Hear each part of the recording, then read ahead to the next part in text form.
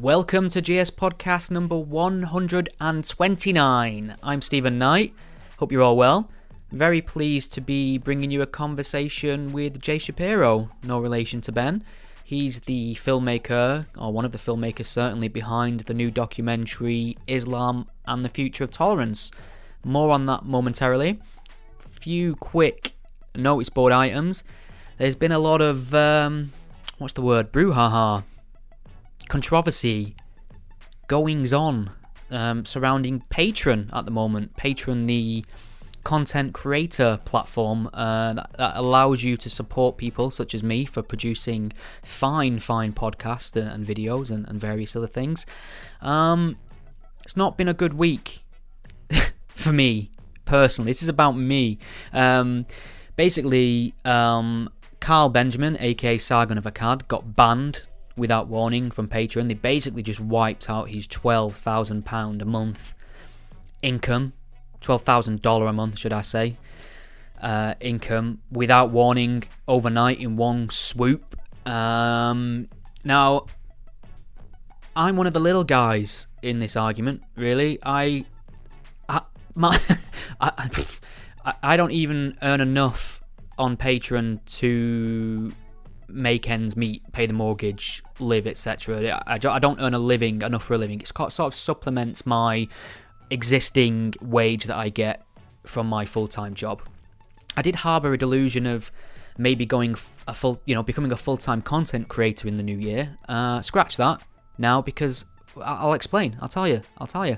Many people in protest against Patreon have now closed their Patreon accounts. They're of the mind that Patreon doesn't support freedom of expression by banning someone like Carl Benjamin for what he said, which I'll have to go into another time. I'll probably produce a video or a blog or another podcast.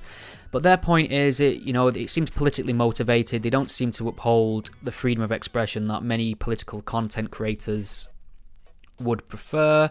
And this has had a bit of a knock-on effect to the point where Sam Harris has now ditched his Patreon page, which is a shame because Sam actually paid into my podcast as well, very kindly. Paid in a very small amount every month. I say very small amount because people would use it to say that I was in the pocket of Sam Harris. He was kind of paying me off to parrot his views. I think it was something like $10 a month, which is very generous, but not that much of a cheap date, I'll be honest. So that's gone, and Sam having done that as well, people like Dave Rubin have suggested they're going to do it. Tim Pool's closing his, Jordan Peterson's closing his, and what happens there is, unfortunately for the little man like me, I have been hemorrhaging Patreon supporters. I think I've lost over 40 at last count, which, considering I only had 240, that's a rather large chunk, and they continue to just jump the ship. Now, here's my position on this, if you're wondering. If you feel that you can no longer support Patreon because of the way they've behaved, I understand it, and I think that's a very principled decision. Now, what Patreon, I don't think, really accounted for when they made this decision was how much it would affect smaller content creators like me. And it's basically, if I was to earn my living off this, if that was my sole income, I'd be done now. That'd be me. That I don't know what I'd be able to do. I'd be screwed. I think screwed is the term. Luckily, I'm not that guy, but there are many people who are suffering inadvertently. Many people, in fact, who don't even produce social or political commentary, who just have some, music creation channel or some video game channel, they're feeling the brunt of it as well, because people have lost confidence in Patreon as a platform, and I understand it. Here's my official position on it for now.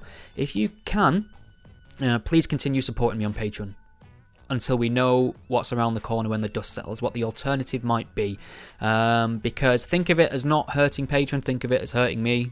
If you jump, you only hurt the ones you love. However, many of you have contacted me to say you've left, but you intend to, or even you have started supporting me on PayPal. So please consider doing that. You can do that at gspellchecker.com/support. So I think this is a bigger conversation for another time, so I should put something out on this as soon as I get time. But it's worrying. It is very worrying that something like this can happen to someone completely unrelated to me, but can affect me directly in this way. and I don't know what the way out is. I'd be happy to hear your thoughts on it. But for now, you can keep supporting me on Patreon. That's much appreciated. If you can't, please head over to PayPal. You can find details of that at gspellchecker.com/support. So it's very difficult to generate monetary support for online content. We've kind of created a culture where we all expect it now, and we all expect it for free. And I'm part of that as well. I understand. But so it means an extra amount to me as well when people chip in for this content, because it's not the done thing. However, it does sustain me in some ways. It does motivate me. It does help me be able to buy more equipment to travel places, to cover things. So it's greatly appreciated. I'm making light of this and putting on a brave face, but it's very worrying what's happening at the moment, and I'm not sure what's around the corner. So I'm going to be as honest and open to you as I can be about it, and keep you up to date as much as I can as soon as I know anything new. Okay, after that long-winded ramble, I'm very pleased to bring you a very articulate and talented man, Jay Shapiro. He's one of the filmmakers behind the documentary Islam and the Future of Tolerance. That is out now on most streaming platforms. It's on iTunes. I know it's on Amazon because that's where I got it. I think it's on Google Play and various other places. And that's a collaboration, a dialogue, if you will, between Maajid Nawaz and Sam Harris. Big admirer of both them men. It's based around a book dialogue they released quite some time ago. And it's great. It is really good. Jay reached out to me when he was planning this project, actually. He knew that I was somebody who'd kind of dipped my toe in this argument about Islam and reform, and I spoke to both Sam and Maajid about this. So I think he just wanted to ask what I thought, who to speak to, things like that. And there was talk of me being involved, actually, on screen at some point, being involved in the film. That didn't pan out. I couldn't be in London on the date that he was there filming, and to be honest, I think it was for the best, looking at the way the film panned out. Now, I don't think there would have been a place for me in there. It was great to see many prominent ex-Muslim voices taking centre stage there, so that's great. But what came across in the conversation with Jay was how smart he was, how he understood the issues surrounding it, how it wasn't, he didn't strike me as somebody who was trying to capitalise on a popular conversation, or it didn't strike me as someone who was going to sensationalise anything. He really understood the issues surrounding, human rights and freedom of expression, and the link between ideology and behaviour, whether it be good or bad behaviour. And I knew that this kind of topic would need good safe pair of hands, and he came across that way in our conversation. So I'm finally glad to see it out there so everyone can see it. So I'd also suggest as well, if you're one of these people who is really interested in the current struggle we find ourselves in with Islamic ideology of various stripes, but find it difficult to have these conversations with people who have just never give this conversation a second thought, and are always a bit worried that maybe they'll be judged unfavourably for bringing this up. I know how it feels to be the only guy in the room, the only white guy in the room, to put up his hand and say, maybe Islam's not a religion of peace, maybe it's more complicated than you imagine. I know how that feels, but this seems to me like the perfect introduction to this conversation to people who've not really give it any meaningful thought, or just who's got time for this. A lot of the time, a lot of people aren't really interested. I think this is the kind of thing that might pull a lot of people in, might move more people to a more reasonable place on this, so definitely point them in that direction. Again, Islam and the Future of Tolerance, well worth your time. You can find out more information on the movie on Twitter at IslamMovie. You can also find Jay on Twitter as well at J_Shapiro, and send him some love, send him some kind words, send him some feedback. I really enjoyed our discussion. You can keep up to date on this podcast at gspellchecker.com. You can give me all your money at gspellchecker.com/support. Thank you very much. Enjoy. There's a word that some folks find real hard to spell. Ain't it horrible for me, except after seeing who cared to go burn in hell? But then along came a man, a spell took across the God of Creed, and he set out upon a noble quest to help those that don't know what it means, and he said, go A-T-H-E-I-S-T, and don't you put that I before that E. A-T-H-E-I-S-T, don't mean we don't speak to double E. And he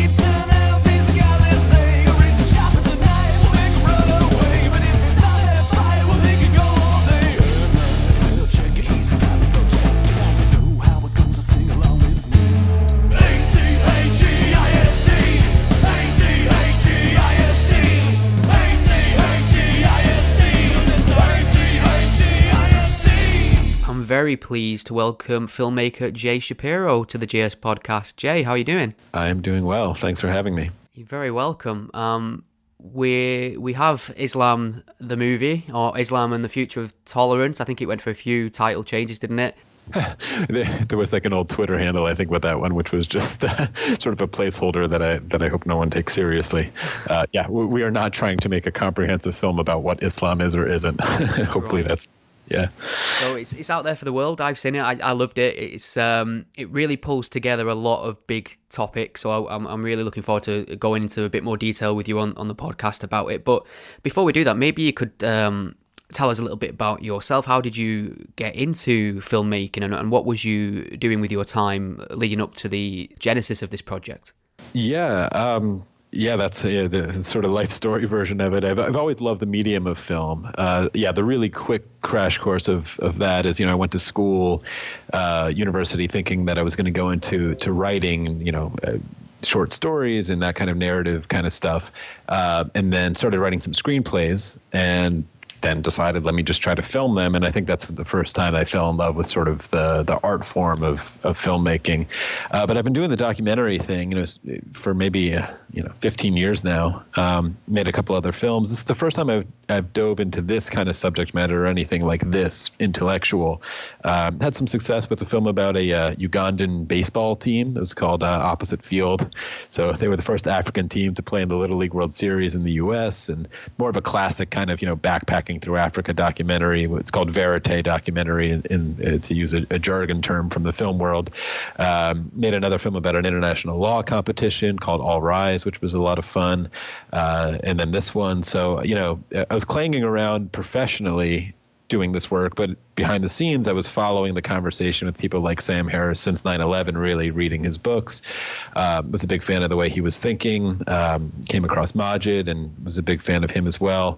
I started asking these kind of questions after 9/11, probably like a lot of people, and was happy to have some people, it seemed, out in the public space also echoing some of the conversations that I was having quietly in my own mind about these questions and getting deeper and deeper into them.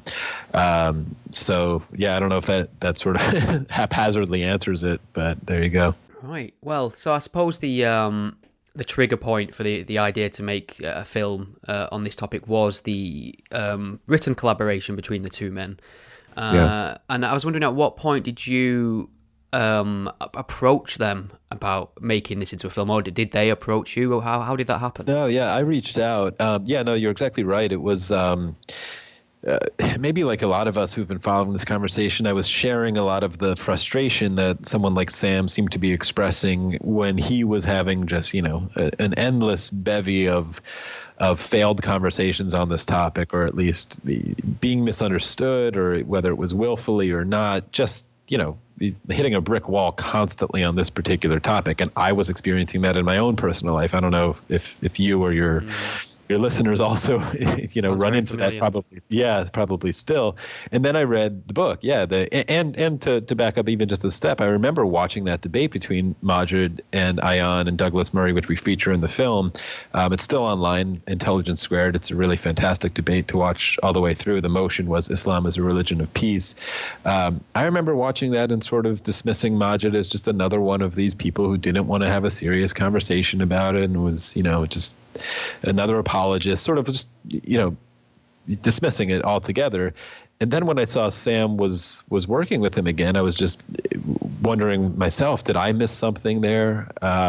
Did Sam miss something there? Is there something to be gained by engaging with this? And then, of course, when I read the book, I immediately just a lot of aha moments, and not even just changing my mind about anything, but like, oh, that's what I meant to say all along. And this kind of linguistic toolbox, I wish I had this, 15 years ago when 9/11 hit. I wish the kind of conversations that I've been having and failing to make any progress on, I wish I had this linguistic toolbox, not just to express myself, but also to organize my own thoughts on it in a way that made more sense as well. So that was certainly my moment where I, as a filmmaker, was wondering what I could do to help amplify the conversation that was so important and illuminating for me. So I reached out to a group called Think Inc. Out of Australia. which ended up producing the film, they were hosting a live event tour with Sam and Maajid through Australia. I reached out to them pretty much cold, saying, I'm a filmmaker and I love this and what these guys are doing. I think we could do something here with it. And yeah, it didn't take long after that Sam and Maajid were on board to do that, and met me, and we all decided let's try to do this in another format, since it's been a book and a podcast and now a documentary. It's how can we amplify this everywhere it could go, and what could we explore maybe differently in the format of film. So yeah, it didn't take long after that email that it became a reality. Did they take much convincing as individuals to be part of a documentary that was primarily focused on Islam? Yeah, I mean, there's always a level of trust in any project I do, even as something as really delicate as this one, or as something as seemingly easy as an African baseball film of some sort, or even intellectually easy. We have to remember these are real people who have real lives, and particularly this one, I'm presenting their arguments. They're giving a level of trust to me to take care of those things. So the convincing just is always a negotiation of a little bit of trust granted my way, and then a promise of collaboration. If I'm representing them poorly, then I'm doing a bad job, and I wanted them to correct me. So yeah, just building in the right kind of safeguards to do it. Maybe an interesting way to answer this one also is if people watch the film, we went through like 30 different ways to open the film. At one point we started with the now infamous Ben Affleck, Bill Maher thing. At one point we started with like an attack. At one point we started with 9/11. And we've done every single iteration of where do you start this film. And in the end, what you'll see, and that I'm very, very proud of, is this very simple, black screen with white credits rolling and just the sound of the phone call starting. And it's Maajid answering, I won't get it verbatim here, but saying something like, introducing the tightrope analogy, which we liked so much we filmed it, saying we're about to walk this tightrope and we're trying to bring people along with us who in many cases, in many instances are somewhat hesitant to change. And it's very important that we have this conversation in as responsible a way as possible. So that's how we start the film. And I want that to serve as sort of a visual promise from me, the director, and the whole team, that we're also going to try to take this seriously. We're about for the next 90 minutes to try to walk this tightrope ourselves.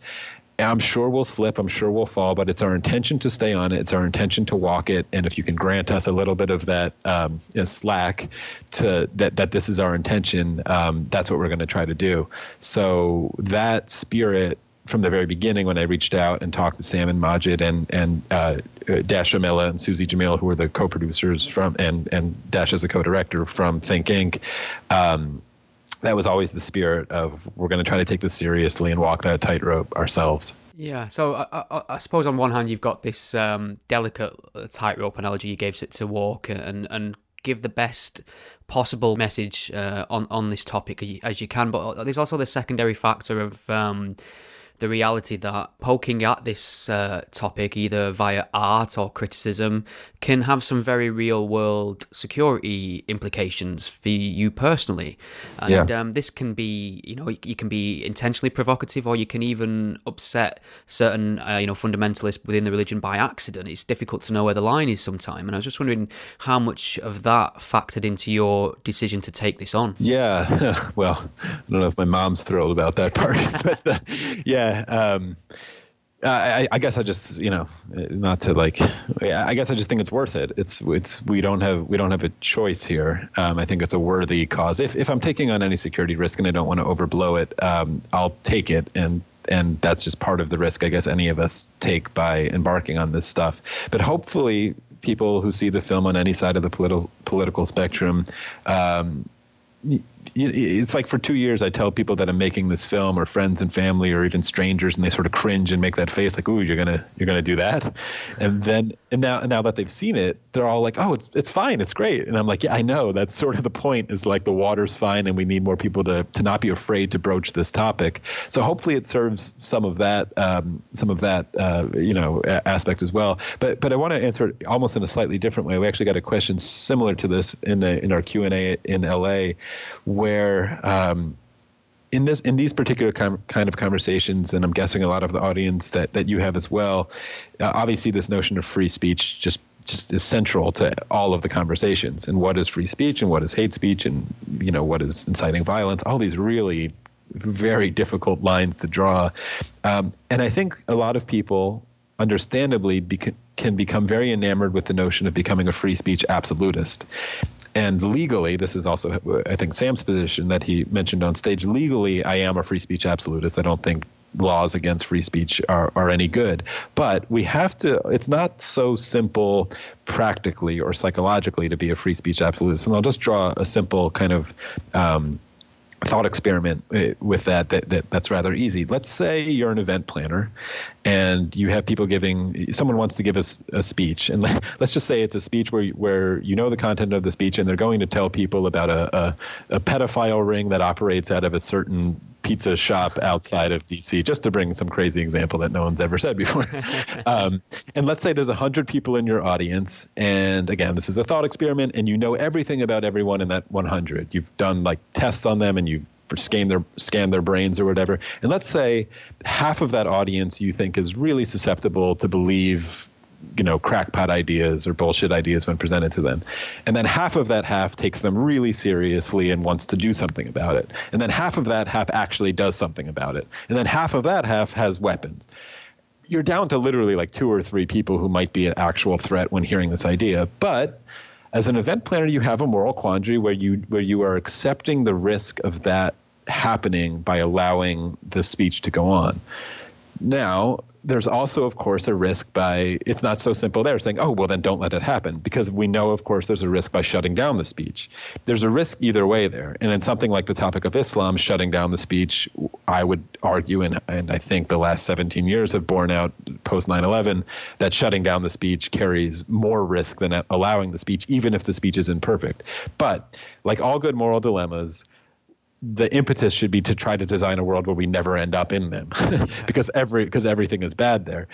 So what do you do about that? The impetus of that thought experiment for me is a drive and commitment to try to ensure there are less and less of those audiences in the world. The immunity to bullshit is what you want. You want to be a free speech absolutist where the idea itself is rejected on its face because the audience is smart enough to parse bullshit from reality.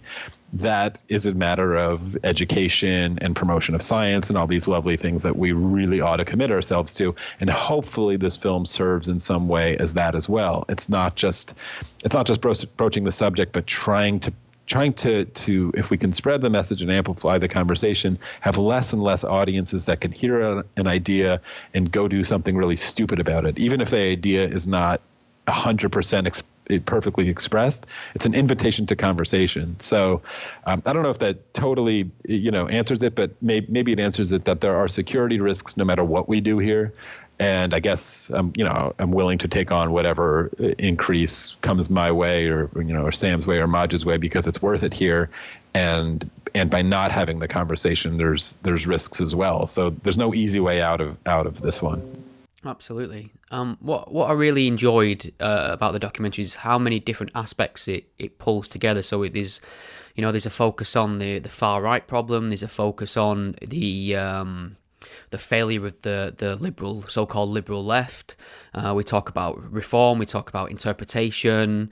The contrast between Islamism and jihadism. And I was thinking, like, you could have done a 90-minute documentary on any one of them things, really. And I was wondering, how did you find that balance, and how did you decide what things you were going to include or not? Yeah. We were lucky enough to have the phone call as sort of our skeleton, and we use that as the script. But yeah, and of course, anyone who hasn't read the book and sees the film, and you have questions, or you think there's an incomplete argument, it's because it probably is incomplete. And I encourage you to dive deeper into the subject, read the book, read all the voices that we introduce in the film. We're also going to have a lot of bonus footage. So yeah, inherently in the film, you're dealing with a limited time of attention span, and just energy to watch a film, and then the narrative structure of it. So the only thing, I guess one thing strategically with the film, the only thing we changed in the structure of the book And the phone call was, well, of course, we built this whole introduction, but once sort of the phone call starts, was we moved, you mentioned sort of in the book, the chapter title is called The Betrayal of Liberalism. We moved that topic to sort of the end in a bit of a strategic move to kind of creep up slowly on that one, because we know that one is potentially delicate, and it's an audience that I hope hears this film and sees this film. So yeah, I mean, I don't, whether we did that successfully or not, we tried to not sneak up on it in some nefarious way, but actually just sort of save it for the end, because we think it's crucial, obviously, to having this conversation. But yeah, so I mean, to answer as a filmmaker, I wish I could have made a 20-hour cut, right. and I probably have the footage to do it. And all of those subjects, as you know, really deserve it and could hold it up. But in the effort to make a holistic but not complete argument, we wanted to touch on all these subjects. And yeah, for an audience, and maybe a lot of your audience is really familiar with the arguments already, they might want a lot more in either section, which is great. And it's out there. For audiences that are brand new to it, it's a lot to take in. It just, it's kind of getting bulldozed with a lot of new information, and they want to watch it 20 times, which is also great. So yeah, I wanted to build a tool to help conversation with this film, rather than necessarily a complete holistic, argument, because that's maybe impossible everywhere, but it's certainly impossible in a 90-minute film.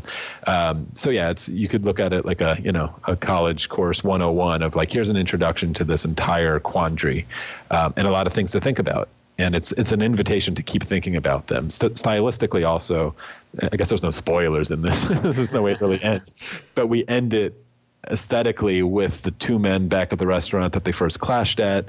And we just rolled, I just literally set up the camera and I was like, you guys just go. I'm not going to say a thing. Just keep talking.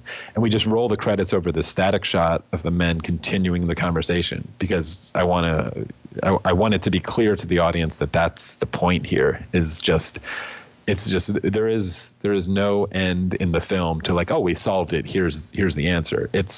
We're all trying to find the best way to talk about this and the best solution towards this, and it's just an invitation. So, yeah, hopefully that's how it's viewed, is as an invitation.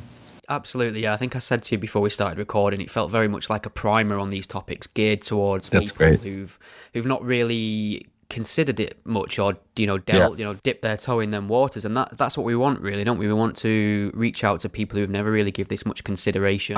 I'm hearing that a lot, which is great, from people who maybe like yourself who are really familiar with this stuff. And I think you've had both Sam and Maajid on your show. Yeah. So, I mean, you know the ins and outs, and probably a lot of your audience.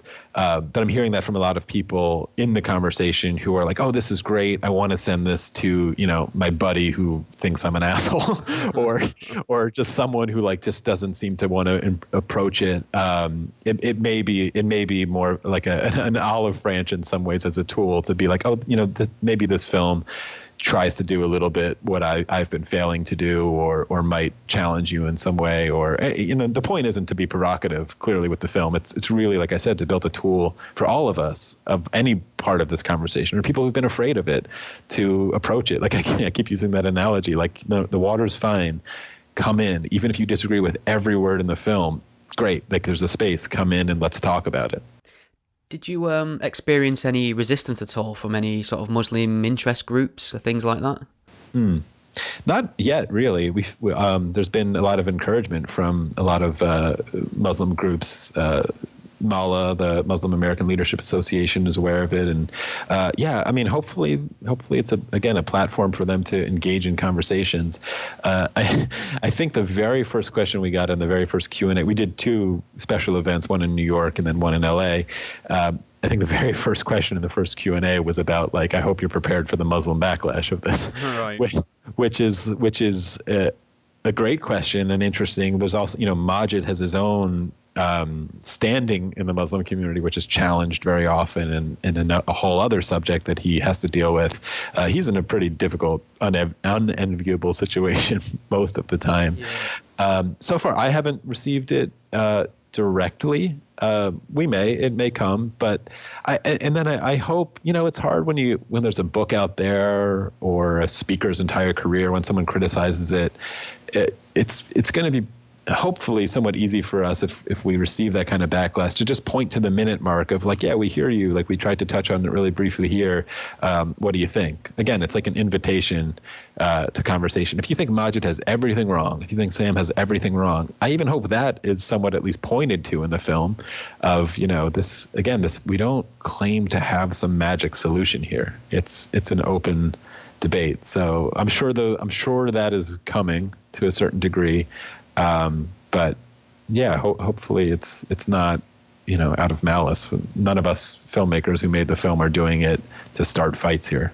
Yeah, I mean, it's not a film that I think people would perceive as an attack on Islam, to be honest. Hope that. But I mean, so our two subjects, we've got Sam Harris, who's very, very well known for being a very staunch critic of Islam.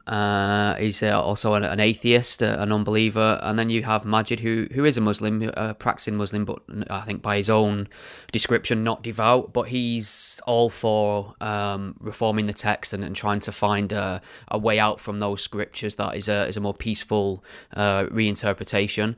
And so they're kind of ideologically opposed in a lot of ways, and obviously their first meeting wasn't the friendliest. It's recounted in the documentary. But why do you think this works? Why do them two people? Why are they able to have a conversation like this when many others aren't? Do you think? What is it about Sam and Maajid where they can have these differences and actually make something work with it? It's a great question. I mean, there's the psychological kind of way to answer that of like maybe they're just primed and interested in that. Sam has that great line, it's one of his greatest hits, but he says it again in the film of, I don't want to be wrong for 1 minute more than I need to be. That's pretty genuine with Sam in my experience with him, that he's really open to if you make a good argument, he will change his mind because he wants to be, he wants to live in the universe we actually live in. I think Maajid shares that same mindset. So maybe there's the psychological priming that way that, is maybe impossible to get behind. But, the simpler answer is that, like, why didn't Sam have this particular conversation with Reza Aslan? Why wasn't Maajid Nawaz? And it's because Reza doesn't think there's even a conversation to be had.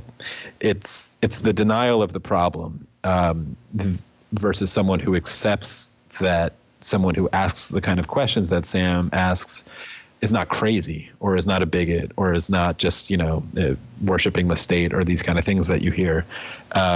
If you accept that there's a conversation to have, well, then great, because that's where you could start to say we can have a conversation and disagree. Reza and Sam probably wouldn't have got past page 1 because Reza thinks like, what are you even talking about? There's not even a question to ask where you're asking it. So yeah, was Maajid primed for that? Obviously, his life experience helps there because he's not going to deny the conversation because he lived it and feels it and felt it. So he's not going to deny that religion has something to do with these problems that we're seeing or these behaviors we're seeing. He felt it. So that, he's a unique character given his biography to have this conversation. And then also, he was also another, I think, thing to mention here is he has a legal training as well, which totally matches perfectly with the way he speaks about Islamism and jihadism. The habit of defining terms as concretely as possible at the beginning of a conversation is a legal practice, and I think a really good one. You read a contract and the first page is just definitions that are going to be used throughout the rest of the contract so you know what you're talking about. It can be arduous, but it is a friend of mine just reminded me of the great Einstein quote of, if he had an hour to solve the most important question on earth, he would spend 55 minutes defining the problem and 5 solving it. And I think finding someone, and Sam and Maajid match in this particular way, of wanting to define the terms as concrete as possible at the onset before you even know if you disagree is great. It's the reason why they were able to do this. And yeah, maybe this like legal mindset that they both kind of have, legal, scientific, you could put a lot of words on there, philosophical. That's the reason they were able to do it. And hopefully I don't think it's off-putting to everyone. I think it's a way of talking and conversing that is inherently productive, and hopefully people, no matter what topic you're talking about, this one obviously is particular about Islam, and that's what they clashed over. But if you're talking about climate change or racism or any of these things that get people up, or abortion, any of these really emotional topics, well, start by really taking the time to define those terms with whoever you think disagrees with you, or vice versa, because it's possible you're just defining the terms totally wrong and you're going to waste your time for an hour talking past each other.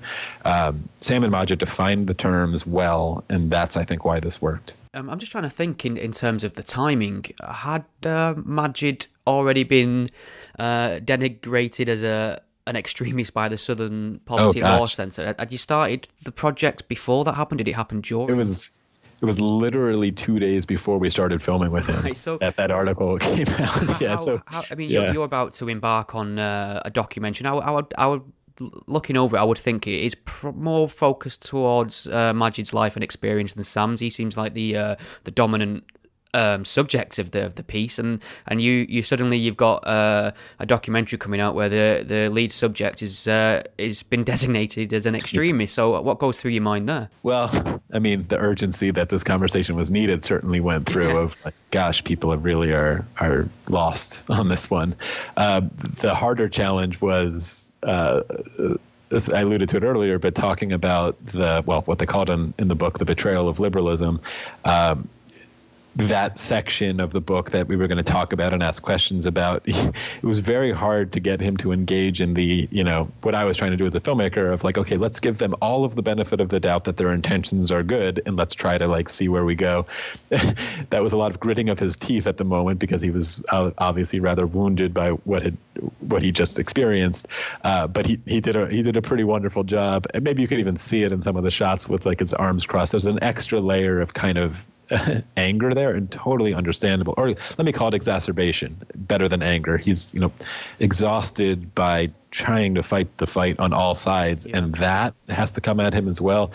That was a challenge there. But I guess as a filmmaker, it just increased the urgency. Unfortunately, just about everything that happens all the time with this subject seems to increase the urgency. We're unfortunately speaking a day after another awful attack in France, and we're like, man, we hopefully this film can do some good out there, and not just to hopefully help Maajid do what he's doing, but of course, so much of this film is about the reaction to when these things happen, and not to overreact or to react rationally. How do we react rationally and compassionately and smartly to all of this? It's just, the temperature just seems to keep rising. So the Southern Poverty Law Center doing that was the temperature rising in a certain conversation of like, man, this is crumbling. I wrote an article about sort of why I made the film, and I worry at the end that the tightrope that we filmed, it seems to be increasingly narrowing. You throw in the Trump election and everything else, and the worry is, has it snapped entirely? I don't know. But things like that seem to be like, man, the tightrope got even thinner. Everything that happens with the, Southern Poverty Law Center and all that. Yeah. Yeah, crazy stuff. One of the things that's featured in the documentary, and I suppose it's become almost representative in one moment of the state of the conversation in the States specifically, and that's Ben Affleck on the Bill Maher show with Sam Harris, the whole gross racist episode when Sam was trying to explain the differences between radical Islam and conservative Muslims, things like that, and it's been quite pivotal for a lot of people, that moment. A lot of people kind of stood up and took notice when that happened and became a bit more vocal in response. And I was just wondering, how big of a moment was that in terms of American culture, do you think? I think it was actually really large. Yasmin Mohammed, who we interview at the end of the film, she doesn't tell this story. I think she does mention she mentions the episode at the end of the thing, and we have a extended interview that I'm excited to get out with her as well. But that was her moment where she was like, I need to go public with this stuff. She tells it like, if this guy is doing it, like I should be able to do it too. Dave Rubin, of course, that was sort of his moment of like the light bulb going off. Yeah, I think it was illuminating for a lot of people, and as we all know, the reaction online and just in the ether was this like also ridiculous polarization of seemingly half the people seeing it think that, oh, Ben like shows him what's what and like crushes this guy on national TV, and the other half thinks the other half. And it's, I think it was a light bulb moment for a lot of people that it made it, started to make some sense for them. We had to show it. It was, we used that clip right when we introduced that moment, and hopefully again by that time we've primed the viewer, even if it's someone who is on the left who may have seen that episode and thought Ben was totally in the right or was totally lucid that night. Maybe they see it in a different light by the time they've seen Maajid's story and started to get some of the arguments.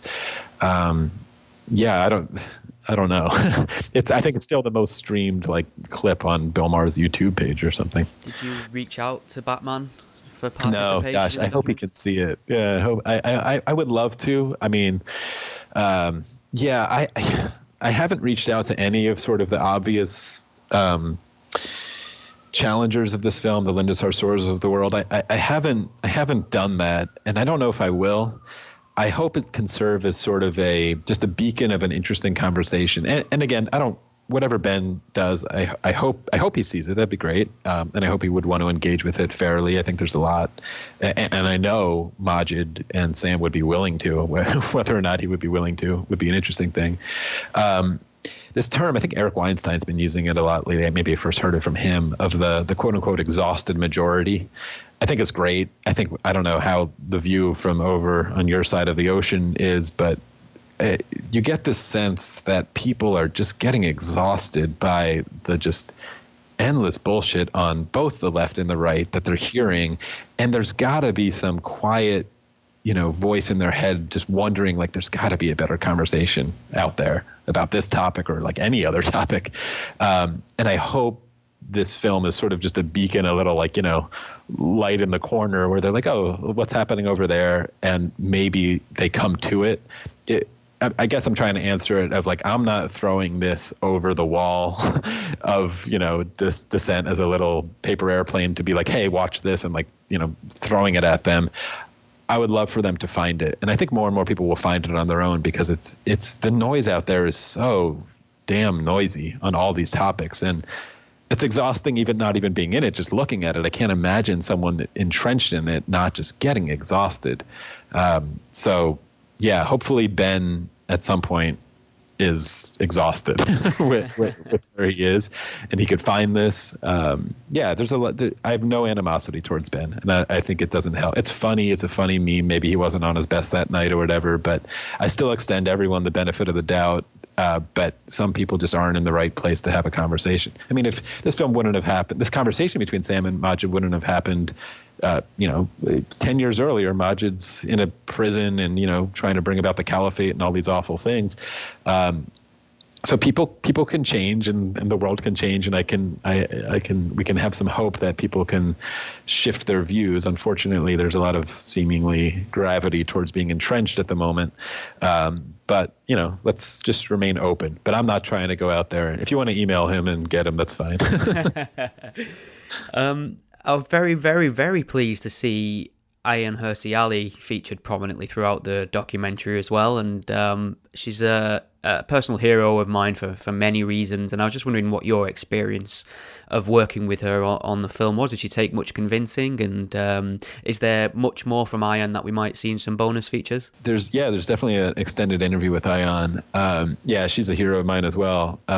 We will be sharing that. We have an obligation to our Kickstarter people, a certain level of donation where they get a first crack at exclusive of that stuff, but then it will be public at a certain point. There's a great extended interview with her on a lot of her thoughts and her transitions as well. I love her piece at the end. Hopefully it comes through where she. But let me back up a little. As you know, she gets a lot of shit. Yes, she gets attacked probably more than anyone else in this film. In fact, as an anecdote, the group that I made the film with in Australia, they tried to host a tour with her, and it was like, it was shut down and protested like beyond belief, more than anyone they've brought there. So she gets an extra level of animosity, and she gets charged with this notion of, this dismissive kind of argument where, oh, she just had a bad experience with it, and so she's just really angry, and like that's the whole story. She's really angry. Well, there's a lot of ways to respond to that. One is like, well, she should be angry. I mean, she's a human and she has emotions, and she did have a bad experience.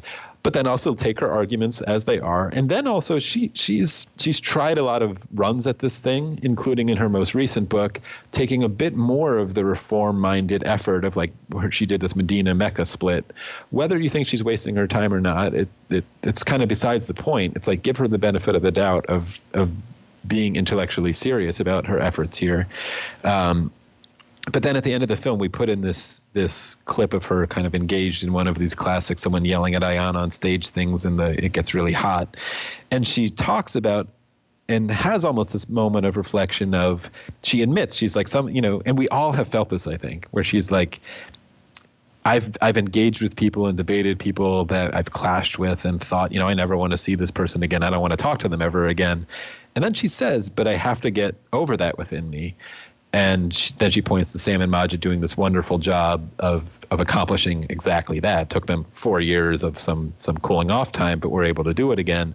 But I really like that moment of it's humility from Ayaan to be like, yeah, it's hard engaging in these emotional conversations, and we should fight that within us. And any conversation, I'm sure everyone's been there. I've been there, where it's like, you have this like down out argument with someone where you're just like, fuck that guy, and you want to walk away, and that's it.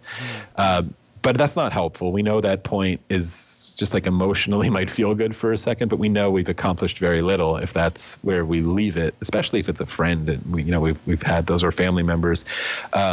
So, yeah, I mean, taking an effort to I've been pointing to again in this film, even if someone hates it, even if someone like Ben Affleck is like, this is just garbage and racism or whatever, the fact that it's two people who were at each other's throats over a topic and, were about to fight, were able to try again and meet each other somewhere in the middle, or see each other, is something to take from it. Again, even if you disagree with every word in it, it's hard to disagree with that piece of it as something that we could all learn from and take as some sort of an example. And so I love using Ayaan at the end of the film to make that point, not as sort of a playing defense for her, but in some ways, yeah, like showing and expressing that we're all humans trying to have this conversation, and we all have our emotional baggage.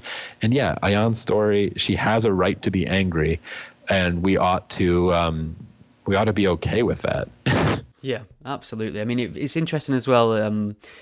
We hear from Sam, and he talks about how just with his collaboration with Maajid, it's helped refine his rhetoric a little bit better in order to be more, I want to say, not politically minded when he speaks a little bit more about not basically, setting off alarm bells with people or saying the wrong thing to have them shut down and be closed off to the conversation. So it's just interesting to see how through these conversations, people who seem to be very fixed in one particular way of thinking can actually have their horizons expanded a little bit. Yeah. In an article that I wrote about why I made the film, I talked about that political mindset versus philosophical mindset, and the really brief thesis that I'm going with there is, there's a philosophical mindset where you're interested in discovering what is true about any topic, like this, just objectively, like what's the truth here. And then there's the political mindset that's not, it's a different mindset. It's a mindset that's what's effective, and what is, how to mobilize people. And neither of them are inherently moral. We know a political mindset can be used in awful directions. Really effective political communication doesn't mean it's moral. And we know the philosophical mindset can be, I write that it could be aloof and esoteric and sort of, busy worrying about seemingly like crazy conversations when the world burns down. And the effort to meet in the middle somewhere in what I'm calling an overlap of sort of some Venn diagram of what can you say that's both truthful and helpful about any topic, and especially something as delicate as Islam, is I think something that we all, maybe people who are more philosophically minded, should I've learned to see how important that dance is, and then also to not disregard, I also write about the psychological mindset, which is a mindset, an effort to discover how minds work. Because without that, you're sort of just wasting your time everywhere. So trying to live in each of those mindsets and find the middle is if you're going to engage in public conversation, you inherently, I think, have a moral responsibility to try to find that middle somewhere. So yeah, I think that's why I was inspired by their collaboration in particular. Maajid's quite good at the political, and Sam's quite good at the philosophical. But what does it sound like when they try to meet? Okay, so I mean, it's available right now to stream or rent on Amazon, iTunes, various other streaming platforms. Are there any plans for a physical release at any point? Oh gosh, I don't even know. It's so funny. Someone else asked me that. I totally forgot about DVDs and Blu-rays. I think there will be probably in the future. But yeah, this initial rollout is just all the VODs, Google Play and Amazon and all that. But yes, that's true. People still do like discs, and there might be an older generation who may be more prone to them. That a lot of them probably could use the conversation as well. So we should. It's been requested more than once. We'll be on it. Tell our distributor that people need a disc. Yeah. I've often bought a digital release of something because it's available first, and I bought the disc afterwards. It's good. I like to have it. And it could be a conversation piece. If someone walks into your apartment, they're not going to see a file on your computer, but they might see a thing and ask about it. Sure, so and you can lend it to somebody as well, I suppose. Yeah, there you go. Spread the True. good word. True. I have a couple of questions from Twitter for you, if you're happy to answer those. Yeah, of course. I suppose I should have asked up front that you're no relation to Ben Shapiro. I have no relation to Ben. Clear that up. I've gotten it a few times. Yeah, Shapiro is this annoyingly common last name. No relation to Ben. He's fine. I disagree with a lot of his politics, but he's totally fine. Excellent.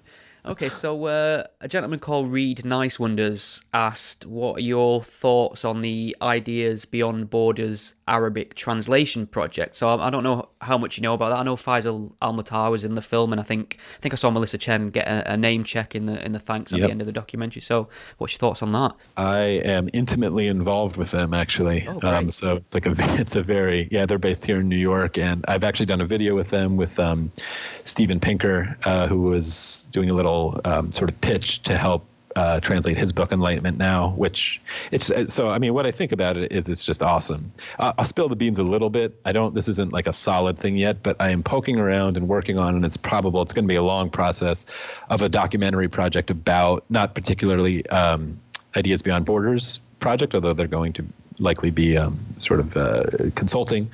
But I've been in conversation with a lot of incredible people out in the world who are doing this work organically in Libya. So, I won't name names because they are also a little bit in danger, but I was Skyping with a young man in Libya who started this incredible website who's doing this kind of stuff, a guy in the West Bank, another gentleman in Egypt, this girl in Damascus. There is this, they tend to be younger, but there's this grassroots efforts across the Muslim world to translate material, either hard science stuff or philosophy stuff or the stuff in the middle, into Arabic, and digitally smuggle it into closed religious societies that are Arabic speaking, where a lot of this material is off limits, especially the stuff about evolution. It's funny talking to these people. And I always ask, what gets you in the most trouble there? They can sort of translate anything they want about black holes and about, even the Big Bang. It doesn't seem to set off alarm bells, but evolution is still this hot button issue that they kind of skirt around. And then, of course, more of the direct philosophy, translating a Sam Harris book gets you into a different bit of hot water. So I'm a huge, huge supporter of it. I think it's just about, it's hard to imagine a more direct, noble cause if you're looking for a way to directly get involved with this and help about it. What better possible thing could you do than that? So I'm a huge fan of it. Everyone should check out Ideas Beyond Borders effort. They're calling it I always pronounce it wrong, Beit al-Hikmah 2.0 or House of Wisdom 2.0. To translate these things, they're having a lot of success already. Give money, do your thing. It is tremendously important work that they're doing. Absolutely, that's a true form of activism, that, isn't it? Exactly. Spreading knowledge to the places that need it the most. And it's like also just to add even one more pitch for it, like the slackerism thing, like that meme that goes around, like, you're just on your computer clicking around. What could you really do? Some of that criticism is legit. Like, what are you really doing? This one actually is a thing where you're clicking around on your computer and directly helping. So it feels like there's a straight line where, they're paying translators, they're acquiring rights, they're doing the hard, mental work to do this. You could do a lot just from a Facebook donation there. Okay, well, Jason's asked as well. He said, great film. I was going to ask during the Q&A, but didn't get the chance. So he's asked, we often hear the obfuscating trope, Muslims are a minority in the US. So I wanted your thoughts on the per capita rates of violence and how it doesn't take a majority to wreak major havoc. Yeah, that's a great question, and it's sort of just an imbalance of the world we're in. That's a quandary that we're all in and we're all facing, is this ability, just because of the interconnected world that we're in and technological world that we're in, where a very small group of people can be a very large problem. And that just kind of sucks, and we just have to deal with it somehow. It's like, if you rewound the clock 400 years, not even 200 years, and there was a bunch of dudes in a cave in Afghanistan who wanted to kill a bunch of people in this place called New York. Like their ability to do that would be very, very limited. And that just changes because of technology. And obviously the fallout of that, of a security state and surveillance and all of that, is just a negotiation that we have to do the balance of. So I don't know if that's, and he's specifically asking about violence, and I'm assuming just sort of large scale terrorism, and we're dealing with that with everything. One dude could walk into a school with a gun and do major damage, and one person could. That's I think a moral quandary of just the balance between security and privacy that we're all figuring out how to negotiate. And if anything, again, so as I mentioned before, like any good moral dilemma, let's design a way not to be in it. People with bad ideas and the ability to do major damage is a moral quandary that is, I don't know, inescapable, it seems, for the near future. And then again, the impetus is to let's try to have less people with bad ideas, and let's try to spread these things. But I do also want to point to another point in the film where Maajid, I think when he's at his best, saying, he's less worried about bombs than he is about ideas. Yeah. And then he admits that sounds a bit callous, but that's where he's trying to introduce this notion of, we focus on the terrorism, we focus on the explosions, we focus on what just happened in France. And that stuff, of course, is awful and emotionally salient and very scary and all these things that we need to contend with. And of course, just dangerous, as the question points to. But maybe the bigger challenge here, again, especially for the subtitle of The Future of Tolerance, is just the illiberalism, is the girl who's being forced to wear a hijab at the risk of, having her arm broken, or the gay Muslim who's trapped in his society and can't live freely, or the intellectual or the atheist, and, the general non-liberal human rights problem that we're facing in all parts of a lot of these conversations of religion, and again in this one, in Islam in particular, is maybe the larger challenge that we face, even more so than terrorism. We just had our first FGM case in the U.S. that is making the courts. I know you've been dealing with this longer in the U.K. Yeah. It's in Dearborn, I think outside of Dearborn, Michigan, where there's a large Muslim population. And I might get the details wrong here. Maybe you can link to it. But the doctor was acquitted. It was brought to charged with I'm going to get it wrong here legally, but in any case, we're dealing with that issue now, and I think a bit afraid of it and afraid to deal with it. So that's a case where that violence isn't widespread. That violence isn't threatening me here in New York. No one's blowing up a bus, but there's an issue there that we need to contend with. Again, in the subtitle of The Future of Tolerance, what does it mean to be an American or championing liberal values, and then that's happening in Michigan? How do we approach that? And again, it's very easy to say, well, well, they just have it wrong and we need to just like put an end to that. That's an easy sort of philosophical thing to say. The political dance towards how do we do that, how do we effectively communicate that, is just a much more nuanced conversation and negotiation. But clearly I'm in the mindset that it's a problem that we need to solve rather than look away. But yeah, just to answer that, the question of the violence is an issue that I think, the one person with a bomb problem is a human problem, as well as an Islam problem. But the illiberal ideas being protected and shielded under the auspices of that you can't criticize religion, and maybe one religion specifically, is a more particular religious and Islam problem that we're dealing with. Final question from Nathan Duckers. He's asked, if there's a sequel, who would you add to the conversation? So in your Islam, The Empire Strikes Back, who are you adding to the conversation? Oh God, that's a terrible subtitle actually. Well, there's so many great voices. So we tried to show a few in the end with Ali Rizvi and Faisal Al-Mutar. Yeah. People that we didn't make the cut that we interviewed, Sarah Hayder, Hemant Mehta, even Osama Hassan, who works at Quilliam.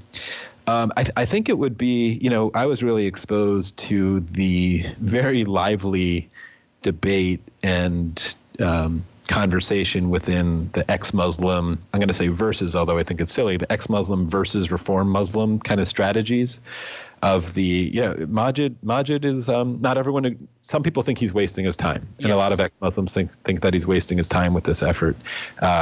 They think, why are you trying to save this husk of a religion? Like just throw it all away, man. Like let's advocate for atheism and advocate for pure spiritual secularism in some way.